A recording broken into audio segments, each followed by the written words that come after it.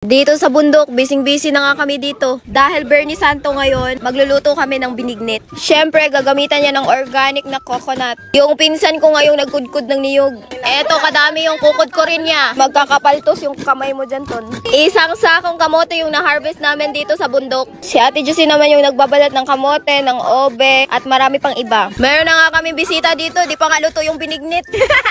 Habang ako dito, nagkakape pa lang. Hindi kami magugutom dito sa bundok, oh. Madami-dami pa yung babalatan namin, no. Pagkatapos mabalatan, tinadtad na ni Ate Josin. Ayan, iniwan na yung saging. Diskarte na lang, oh. Garbage bag yung nilagyan. Hinugasan na nga ni Papa yung kamay ko. Meron din kaming sago dito. Iba't iba yung kulay. Tapos meron ding sago na maliliit. Binabad namin sa tubig. Gumawa din kami nitong kamunting kahoy na bilo-bilo. Ihahalo sa binignit. Inumpisahan na namin magpasiga ng apoy. Kasi sinalang na ni Kuya Suso. Nilagyan na ng isang galong tubig. Dahil kumulo na, nilagyan na ng pilit. Yan. Ilagyan na din namin ng sago. Tatakpan muna. Wow! Ayan, hinahalo na ni Kuya Suso.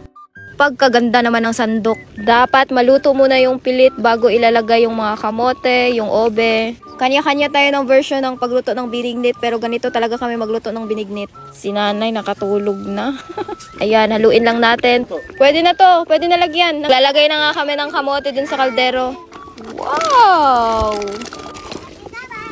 Tapos, haluin to ng walang katapusan. Lalagyan na nga namin itong bilo-bilo. Ilunod na din yung saging. Binuhusan na namin ng coconut milk.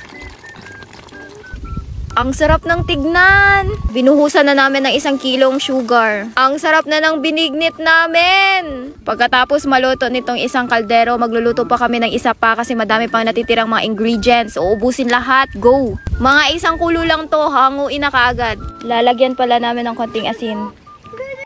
Sarap na ng binignit namin, oh. Pwede na to, pwede na hanguin, Kuya Su. Luto na yung binignit namin. Hala, Kuya Su, mapasok ka. Hala, yung binignit namin. Pero magluluto pa din kami ng isa pang kaldero. Walang susuko. Yan, magsasalang ulit kami ng isa pang kaldero. Hindi pa din kami makaget over sa pangyayari. Nagluto ulit kami ng binignit. Lalagyan na ng gata ng niyog. Nilagyan na ng asukal. Lagyan ng konting asin. Perfect na yung binignit namin! Wow! Pwede na imukbang yung binignit natin. Ayan! Perfect! Hindi na natapon! Wow! Wow! Ang sarap! Ito yung binignit sa probinsya. Parang perfect itong niluto natin last eh. Madaming sabaw. Wow! Binignit! Happy eating! Kain na! Thank you, Lord! Ang init! Sarap!